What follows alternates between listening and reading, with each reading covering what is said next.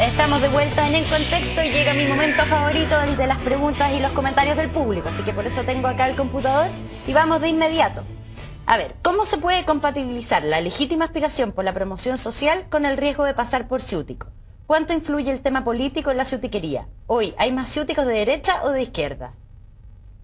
¿Quién se anima? Habría que dividir en las tres partes esa pregunta. Bueno, es que yo te diría que el ciútico es el que tiene miedo a ser ciútico. O sea, el miedo a ser ciútico es una ciutiquería. Lo que te hace ciútico. Y que está consciente de que puede caer en la categoría ciútico, es el más ciútico. O sea, que finalmente es inseguridad, la inseguridad extremada, sí. Que es como buscar en el reflejo del otro la confirmación.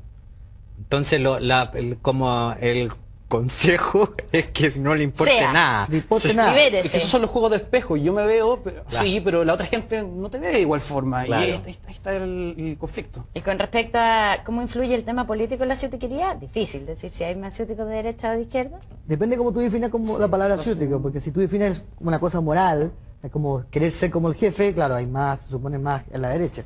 Pero si tú consideras como gente que se promociona, o sea, que viene de una clase y va a otra, bueno, yo creo que ahora hay un poco en todas partes. Claro, yo creo que el tema ahí es como los cambios actualmente de dónde se obtienen los símbolos de estatus. Que si antes eran 2 o 3 fórmulas que era para obtener símbolos de estatus, ahora el consumo ha abierto esas fórmulas o esos signos, y se transan en el mercado en la medida que hay unas formas de arribar, unas técnicas que tienen que ver con estar al día, por ejemplo, con lo que pasa afuera, como una idea de cosmopolitismo, y hay otras vías que tienen que ver con un símbolo de estatus ya tradicional de la clase alta, que es, por ejemplo, su religiosidad o determinada religiosidad. El que cambia el apellido está sonado. Claro, ya eso es harto. Por ejemplo, yo creo que Ricardo Lagos es como un ejemplo de anti-ciutiquería en cierto sentido, porque es como contento de donde viene, orgulloso de sus orígenes, sin ningún conflicto en ese sentido. Es un buen punto el de la seguridad en el valor propio.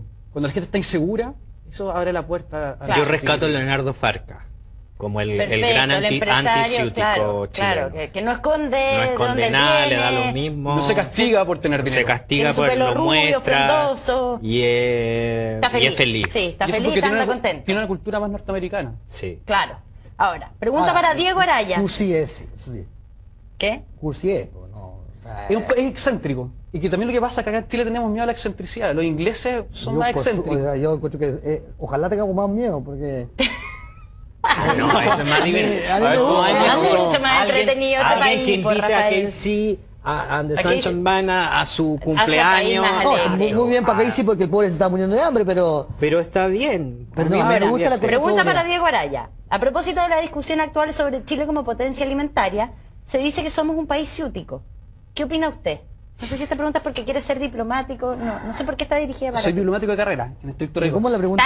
Mañana se gradúa. Mañana es que yo creo que quien hace esa pregunta debe estar pensando en que los chilenos tenemos una obsesión por estar en el mundo, por cómo nos ven en el extranjero. ¿Qué dicen las noticias de Europa sobre Chile? Ser grande. Que sí, ser grandes, como, oiga, estamos acá en el mundo, no somos Sudamérica, no somos Brasil, somos Chile, tenemos una identidad propia. Y yo creo que no está malo que nos identifiquen, que tener una identidad no es malo. Yo creo que por ahí va esa pregunta.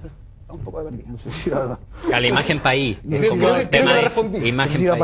Rafael Urbina pregunta, con respecto a la categorización de una persona como ciútica a modo despectivo desde la clase alta, ¿qué opinan del uso generalizado de la categoría de flaite y su violencia? Ejemplo, la categorización de un alumno universitario que habla con CH como flaite queriendo decir ¿qué hace aquí? Terrible, pues, y eso se repite mucho.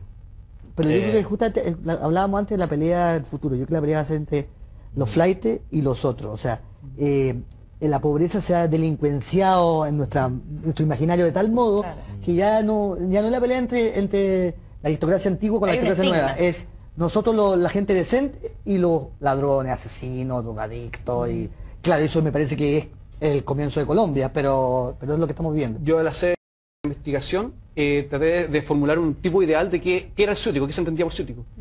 Y es muy parecido a lo que se entiende ahora por el flaite. O sea, era un hombre joven que venía a invadir o a poner en peligro nuestro espacio o nuestra seguridad social. Entonces se puede hacer un paralelo bien interesante respecto al choque cultural entre las clases sociales. Si al final esto, si lo reducimos, es lucha de clases. Claro. Van cambiando las palabras. Van cambiando las palabras, pero lo que decíamos, las instituciones cambian, pero también hay una cosa cultural que... Claro, pero el problema es que el flaite nunca va a entrar. Y el ciútico entra. Entonces Sí, casi, sí. casi peor lo del flaite, porque el flaite es como alguien, como una Hay que especie de huir. enemigo. Claro, que no da es risa, otra no da raza, ¿me miedo, entiendes? da Sí. solo miedo. Y ambas palabras son totalmente antidemocráticas. Claro. Bueno, y Ahora, el flaite es peor, es más, mucho más que peor, violento. mucho más violento. Es violenta. Me parece grave. Pregunta para el señor Araya, que no sé si está un poco contestada con lo que estábamos hablando. ¿Cuáles serían los neociúticos en el siglo XXI? Pregunta Pablo Bustos. Mire, yo creo que no tengo respuesta para eso. Prefiero hablar de historia. Yo creo que quizá Sí, Oscar, el autor es ¿tú has más usado la indicado, categoría neociútico? o quizá Rafael tiene un ojo bastante bueno para... Sí, lo más para la parecido es, o sea, la idea es de esas hay dos palabras, neociútico como ciútico, que aparecen en el libro y que tienen que ver con la irrupción del consumo y con los símbolos de estatus para arribar ya hacia el decil más alto. Ya eso funciona como en un segmento demasiado encumbrado. Y un neociútico en ese sentido es quien trata de imitar lo que se supone hace la élite más tradicional chilena. Más conservadora. Más religiosamente conservadores, con Los legionarios, determinadas tú dices. palabras, con determinados usos, con una estética muy particular de sobriedad, recato. Me arrepiento. El neociútico... Ahora sí me atrevo a decirlo. Yo creo que el neociútico, el ciútico de hoy, puede ser la persona que siempre durante toda su vida ha dicho falda y de un día para Claro, otro dice empieza a decir pollera. pollera. ¿Por qué? Porque asimila la pollera con una palabra más tradicional. Claro. Y la tradición siempre ha sido vinculada con los grupos sociales que detentan el poder, porque los grupos que detentan el poder no quieren cambiar el orden de las cosas.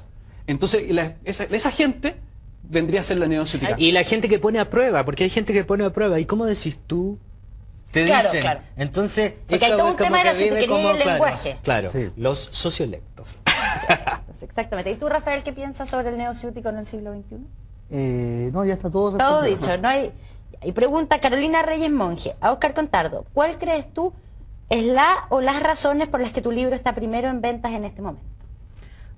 Porque Porque es un muy bueno, súper pues. buen libro. Por supuesto. Es que, ¿Cuántos años de trabajo aquí? Está muy escrito, está muy bien Muy escrito, documentado. muy documentado. Hay una investigación, hay 35 entrevistas involucradas y porque a la sociedad chilena le interesan estos temas. Yo creo que lo que más sorprende el libro no es tanto las entrevistas, que uno se esperaría, Sí. sino que hay mucho trabajo de documentación, mucho estudio, mucha cifra que ilustra un poco lo que Sí. tú vas diciendo. Eso es como más inesperado, por lo menos para mí. ¿Qué piensa usted? ¿Por qué crees tú, Rafael, que está primero en los récords? No, yo creo que el tema es un tema que Temazo. a todos le interesa y le importa. Y evidentemente, raramente en Chile los temas chilenos no... O sea, en todo el mundo los libros que más se venden son siempre los temas que son muy cercanos para la gente. Y este es un tema muy cercano y muy nuestro. Y el libro, yo no lo leí, lo he ojeado, pero me parece que está muy bien.